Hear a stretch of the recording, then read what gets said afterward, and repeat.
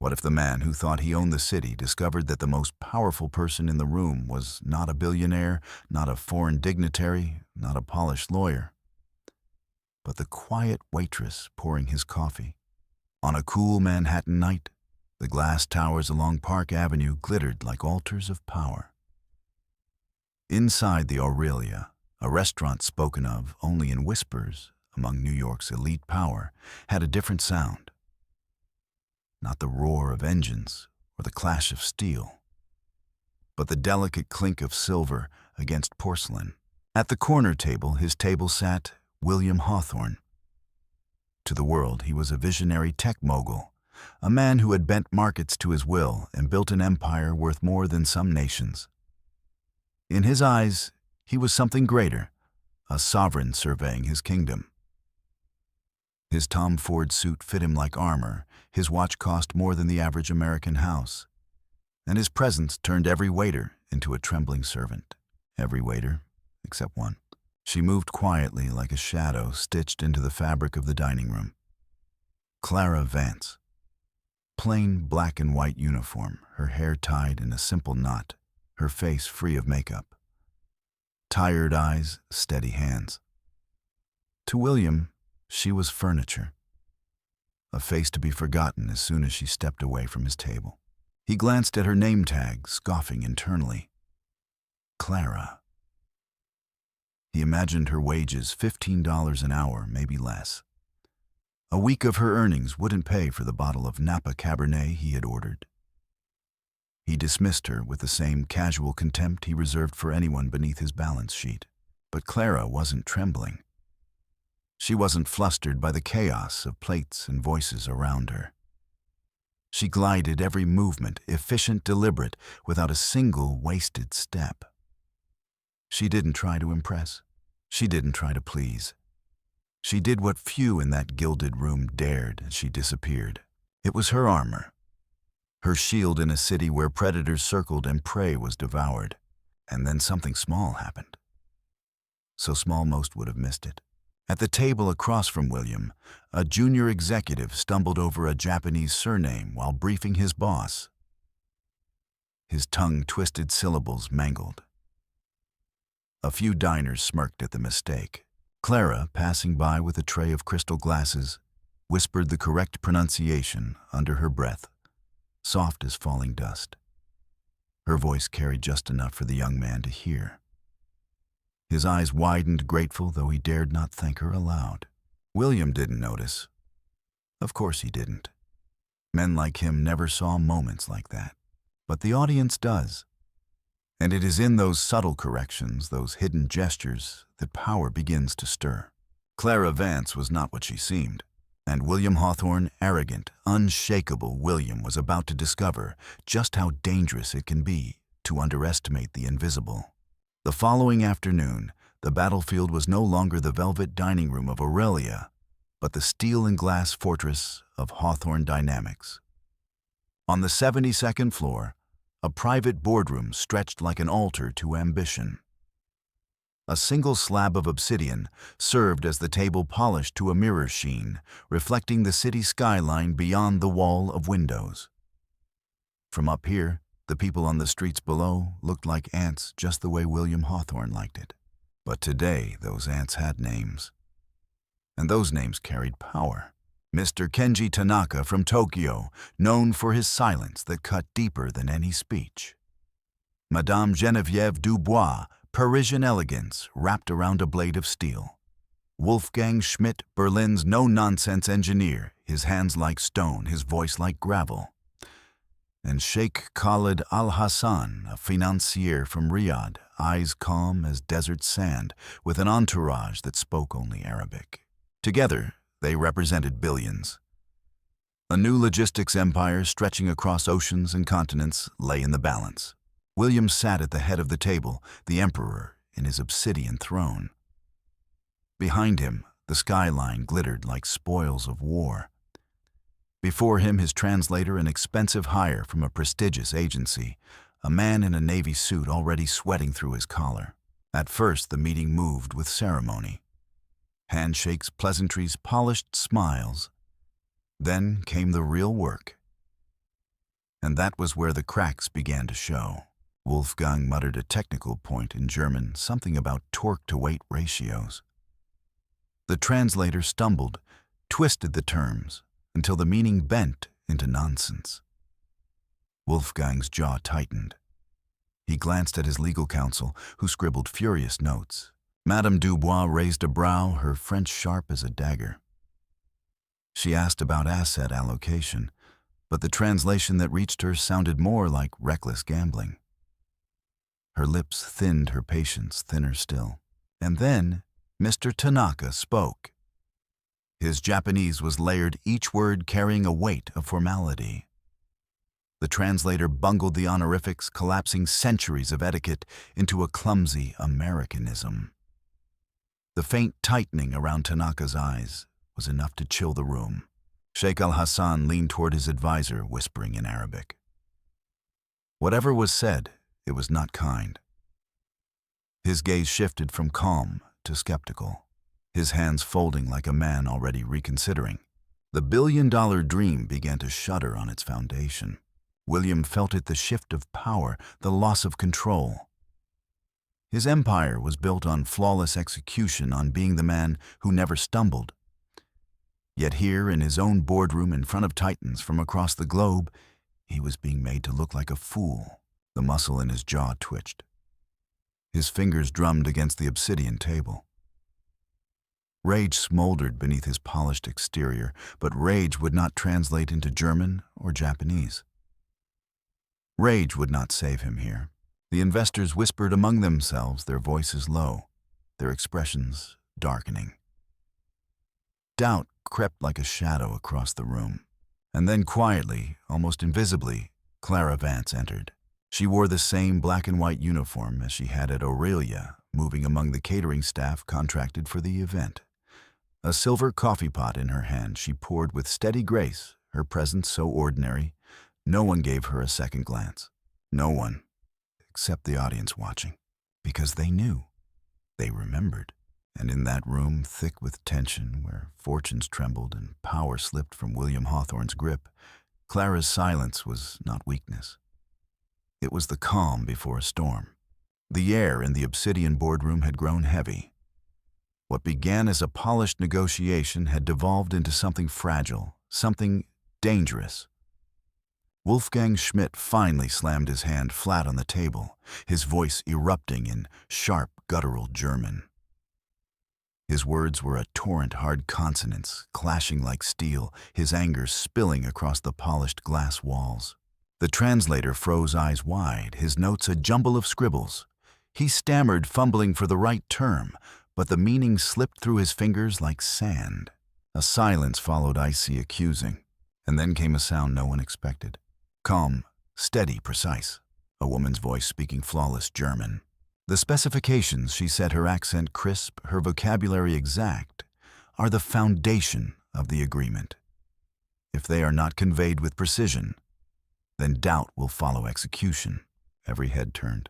There, by the coffee service, stood Clara Vance Silverpot in her hand, her black and white uniform, making her appear the least important person in the room.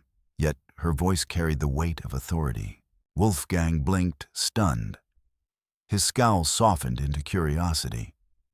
He answered her directly, a rapid German, throwing in a question about stress ratios in Arctic conditions, technical, specialized, the kind of inquiry that could expose a fraud in seconds. Clara didn't flinch. She responded in equal measure, her tone measured, her explanation seamless. She didn't merely translate, she analyzed, clarified, illuminated.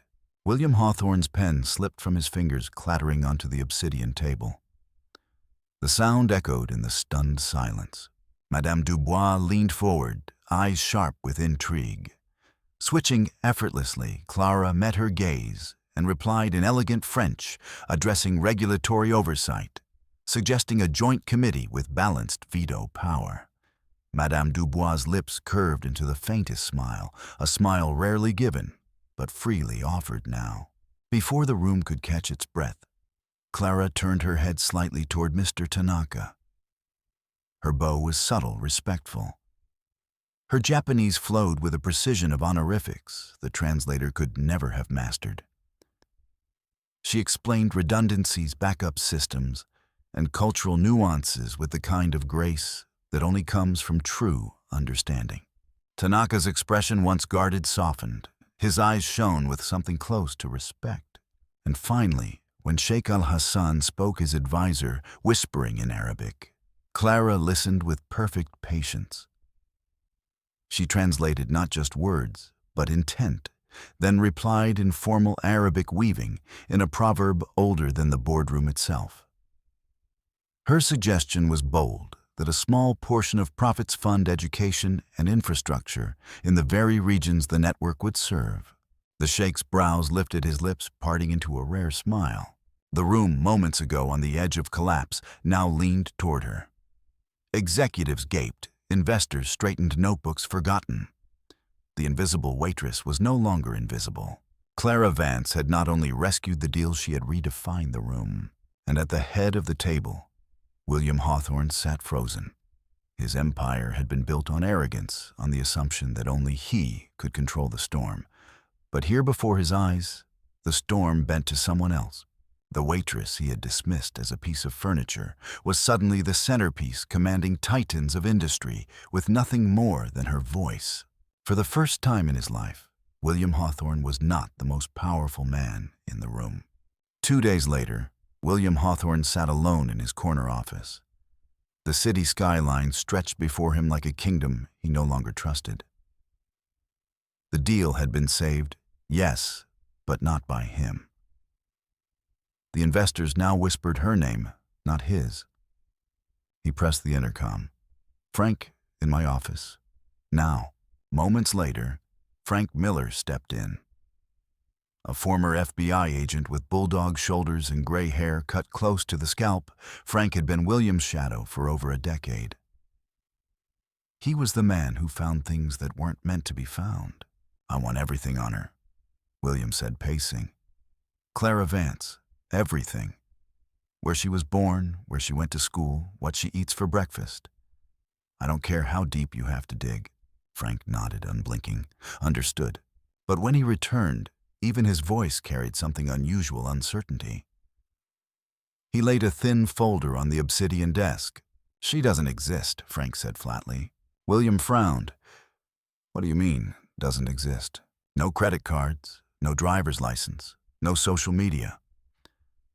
Her employment record begins and ends with Aurelia. Rent's paid in cash. It's too clean. The kind of identity someone builds when they're hiding." William flipped open the folder. Inside were scraps, nothing more. A social security number issued only 5 years ago. A Queens apartment lease signed with a shaky hand. But then, buried deep, a different file. Frank tapped the page. Found this cross-referencing sealed archives with old university records. A name. Anastasia Vance. William froze. The photo was younger, brighter, but unmistakable. Clara, except the eyes unshadowed, then full of light. Beneath the picture, the words that made the blood drain from William's face. Daughter of Henry Vance, former CEO of Vance Capital. Vance Capital. The name hit him like a blade. 6 years ago, he'd orchestrated one of his first great victories, a hostile takeover so ruthless it was studied in business schools. The rival bank had collapsed overnight, its assets stripped, its people scattered. And Henry Vance, once respected, had died of a heart attack soon after, his reputation in shreds. William remembered the headlines. The triumph, the thrill of conquest. He had never once considered the family behind the name. Until now. That evening, against every instinct, William found himself climbing the narrow stairs of a walk-up apartment building in Queens. The hallway smelled faintly of disinfectant and old cooking oil. This was not his world. "Apartment 4B, he knocked. The door opened, and there she was. Still in her uniform, dark hair, pulled back eyes, tired but unflinching. No surprise crossed her face. Only resignation, as if she had been waiting for this moment. Mr. Hawthorne, she said flatly, this is highly inappropriate. May I come in? His voice sounded far into his own ears, stripped of its usual command. She studied him for a long moment, then stepped aside. The apartment was small spare. Shelves lined with books in German, French, Japanese, Arabic. A battered coffee table held a single-volume Meditations by Marcus Aurelius. And on the windowsill, a single white orchid in a chipped vase. The only softness in a room otherwise designed for escape. William stood awkwardly, the empire builder suddenly out of place. I know who you are, he began. Anastasia. She flinched just slightly before the mask returned. That person doesn't exist anymore. Her voice was quiet, but the words cut. I didn't know, William stammered. About your father. About you. She turned her gaze hard. To you, my father's life was numbers on a balance sheet. His company, his legacy, just another acquisition target. He admired you, you know. Called you brilliant. Said you were a barbarian, but a brilliant one. Her lips curved in a bitter half-smile. But in the end, you killed him all the same. The words landed like a hammer on stone. For the first time in years, William Hawthorne felt something alien pressing down on him. Guilt. Heavy, suffocating, undeniable. The man who thought he owned the city now stood in a small apartment in Queens, confronted not by wealth or power, but by the human wreckage of his ambition. And he realized with a clarity that shook him the invisible waitress he had dismissed was a ghost of the past he had tried to bury. The silence in Clara's apartment lingered like smoke after a fire. William Hawthorne shifted, searching for words. For a man who had commanded boardrooms and broken nations of finance, the right words had never felt so far away. Finally, he spoke.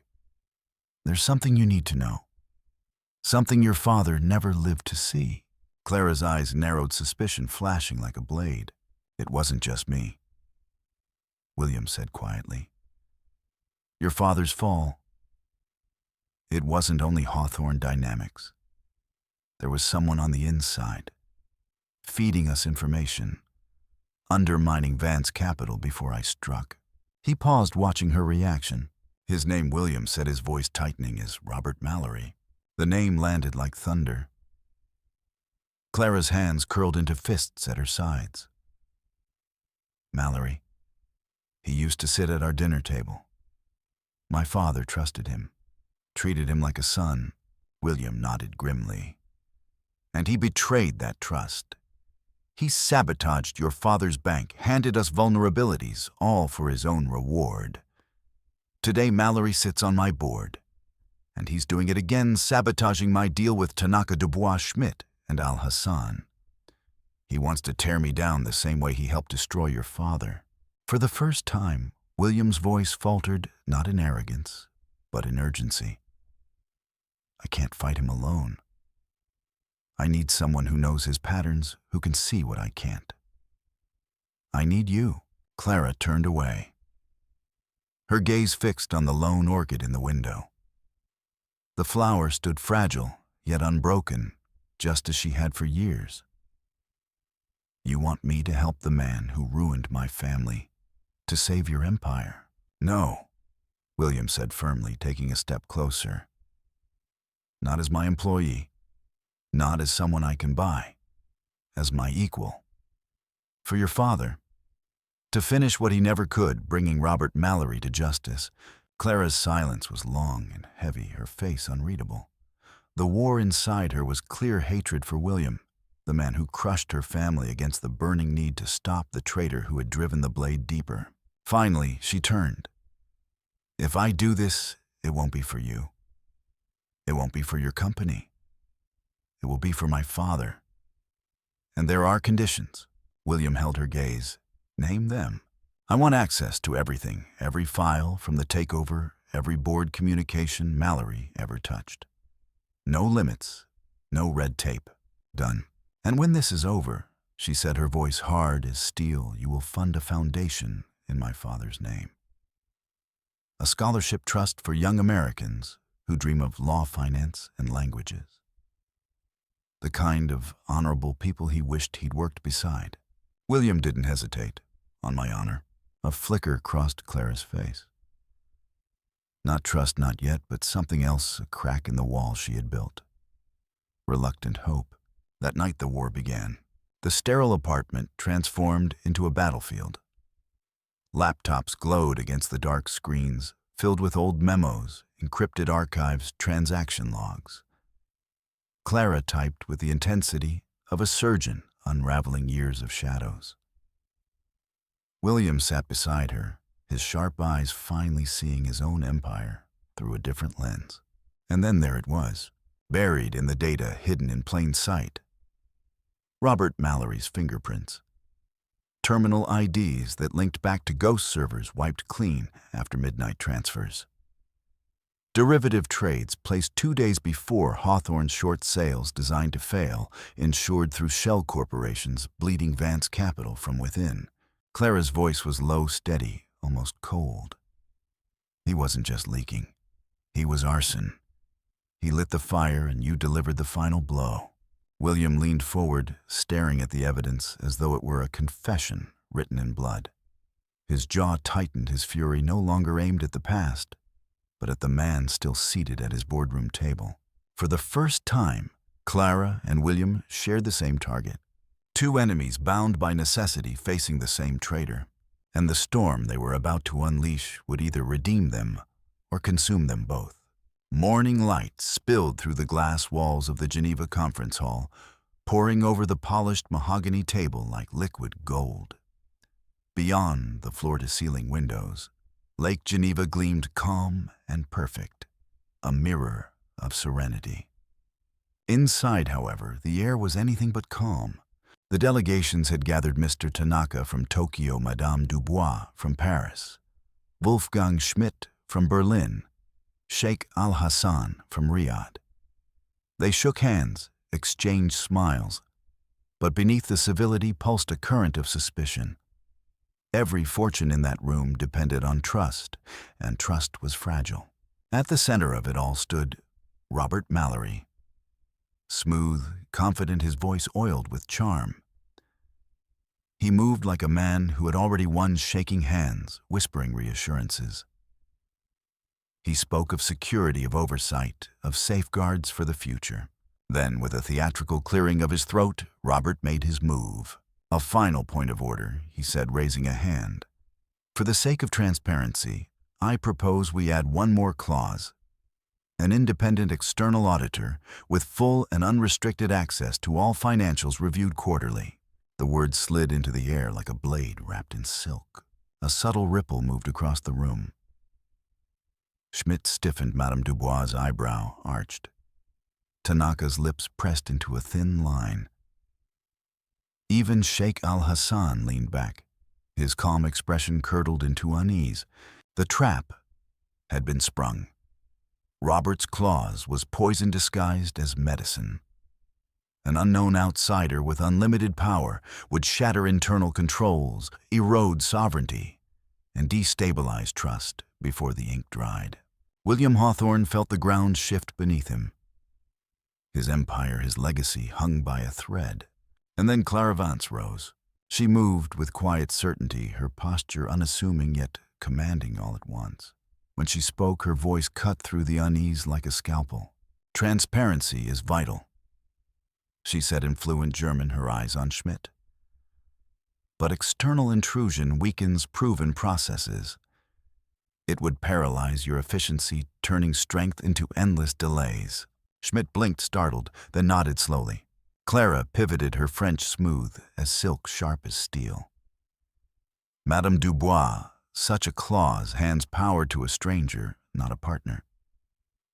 It would set a precedent that undermines every European venture to come. Madame Dubois tapped a finger against her lips, then offered the faintest smile. Clara inclined her head toward Mr. Tanaka. Her Japanese carried the rhythm of respect. To impose such a condition now is to imply dishonor. A loss of faith this late in negotiations would be an insult impossible to mend. Tanaka's eyes softened. He gave a single approving nod. And finally, she turned to Sheikh Al-Hassan. speaking in dignified Arabic, weaving in an old proverb. A house does not invite strangers to judge its foundation.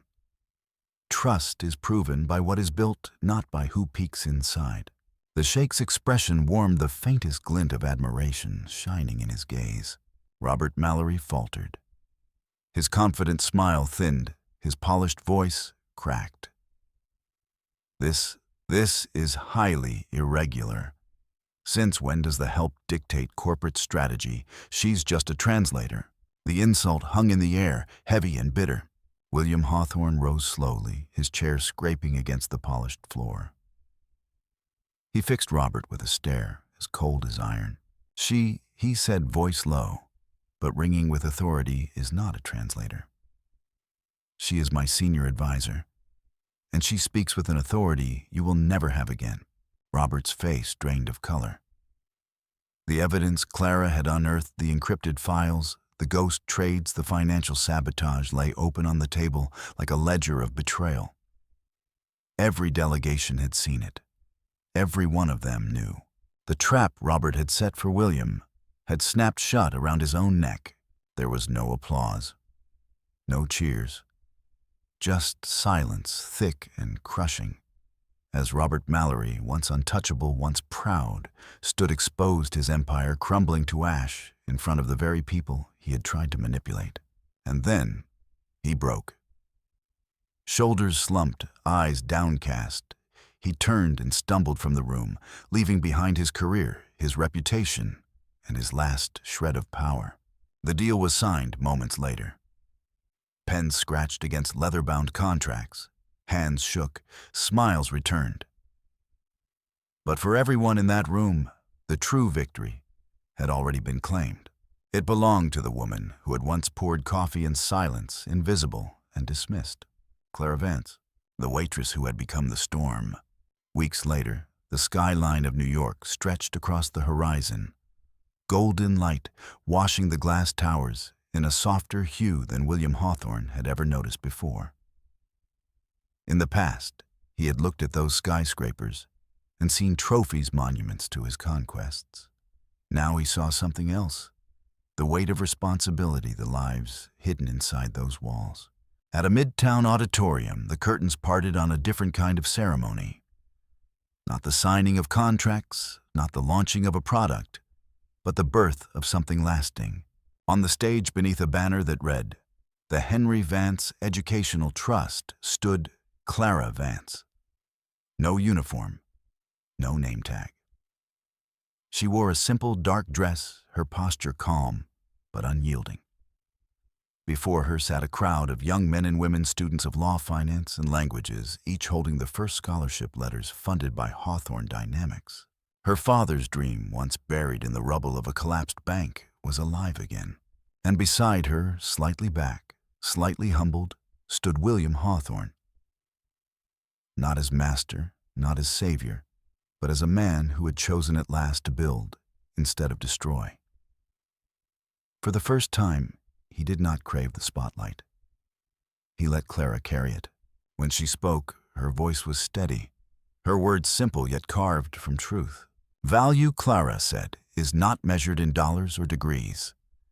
It is forged in adversity, proven in resilience, and remembered in the legacy we leave behind.